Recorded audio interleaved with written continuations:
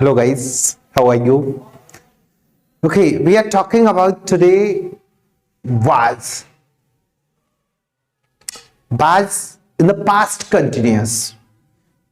Past continuous. Continuous क्या कहता है? The activity is going on, carry on. जब कोई भी एक्शन लगातार चलता रहता है ना, चलता रहता है till to talking. जब तक आप बात कर रहे हो उस समय तक चल रहा होता है। ऐसी कंडीशंस को बताने के लिए हम कंटिन्यूअस की बात करते हैं। तो जब पास्ट उसमें टाइम पास लगा दिया जाता है, तो जब पहले की बात समय मतलब पहले जब जिसमें आप बात कर रहे थे, जब भी बात कर रहे थे ना, पास्ट में बात कर रहे थे, उस समय को बताने के लिए हम पास्ट कंटिन्यूअस कहते हैं। तो यहाँ पे वाज के साथ विजी लगा दिया तो एक फ्रेज बन गया, वाज बिजी। तो आप कुछ करने में पास्ट टाइम में बिजी थे, इंगेज थे, ऑक्युपाई थे, कनेक्ट थे उससे। तो ऐसी कंडीशंस को बताने के लिए हम वाज बिजी। इसमें देखिएगा आपका डबल ऑब्जेक्टिव फुलफिल हो रहा है।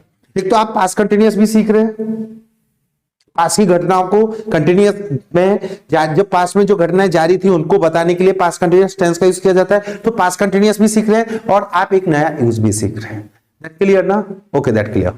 अब इसको समझते हैं। इसका हिंदी अर्थ क्या होता है? व्यस्त था, बिजी था या व्यस्त था। किसमें थे? वो कब होते हैं, कैसे होते हैं, वो देखिएगा। When using the word was, you are referring to something in past tense or something that happened before. जब बाज की बात आती है तो पास्ट टेंस की बात आती है, या पहले कुछ समथिंग, एक्सप्रेस समथिंग बिफोर, पहले कुछ हो रहा था या हुआ है, घटना पहले की है। ऐसी कंडीशंस को बताने के लिए हम पास्ट टेंस का यूज करते हैं। कौन सा टेंस का यूज करते हैं? पास्ट टेंस का यूज करते हैं। कब? जब बाज यूज किया जाता है। जब बाज आता है ना, तो आप समझ जाते हैं कि यह पास्ट की घटना है, इसके बारे में पास्ट में बात की जा रही है। Combining it with the word busy, इसके साथ जब बाज के साथ जब बिजी जोड़ दिया जाता है, कंबाइनिंग द वर्ड बिजी, इसको ज्यादा हाईलाइटेड कर देते हैं, वर्ड बिजी ना। तो ये क्या बताता है? You can express something that was occupying you in past time. ये बताता है कि पास्ट की बात, बाज है तो पास्ट की बात हो रही है ना, बाज है तो पास्ट की बात हो रही है, बिजी है तो आप इंगेज नहीं है, ऑक्युपाई है। तो जब आप पास्ट में इंगेज होते हैं ना, तो ऐसी कंडीशंस को बताने के लिए वाज बिजी का यूज किया जाता है। आप सब्जेक्ट में I we you he she it they, noun adjective, sorry noun, किसी का नाम, पर्सन, प्लेस, थिंग, कुछ भी लगा सकते हैं। अकॉर्डिंग टू सब्जेक्ट वाज या वर आएगा, सिंगुलर होगा तो वाज आएगा, प्लूरल होगा तो वर आएगा। Busy is the fix additional word. V fourth आज कंटिन्यूअस में, हमेशा कंटिन्यूअस में वी फोर्थ ही आता है। वी फोर्थ किसको कहते हैं? वर्ब में जब आईएनजी लगाते हैं ना, going, coming, eating, playing, dancing, reading, writing, teaching etcetera, उसे हम क्या कहते हैं? वर्ब का फुल फॉर्म कहते हैं। ऑब्जेक्ट और द बस एडवर्ब, आगे पढ़ेंगे। या इसको हम आई वाज, सिंपली अगर was, I was then busy plus V fourth object. या हम इसको दूसरी भाषा में I was busy plus structure, किसी भी तरीके से हम इसको समझ सकते हैं। क्या समझ सकते हैं? किसी भी तरीके से समझ सकते हैं।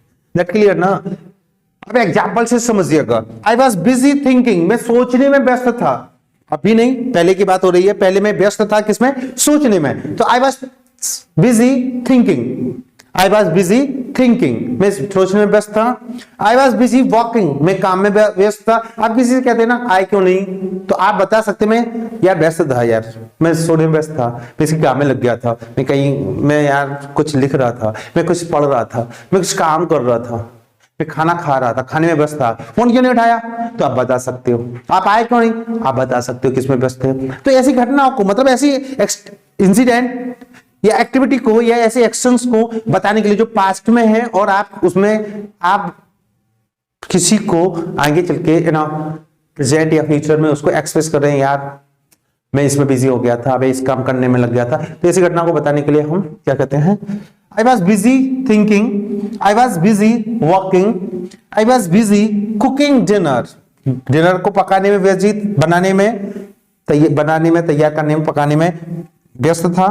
I was busy talking on phone, में फोन पर बात करने में व्यस्त था।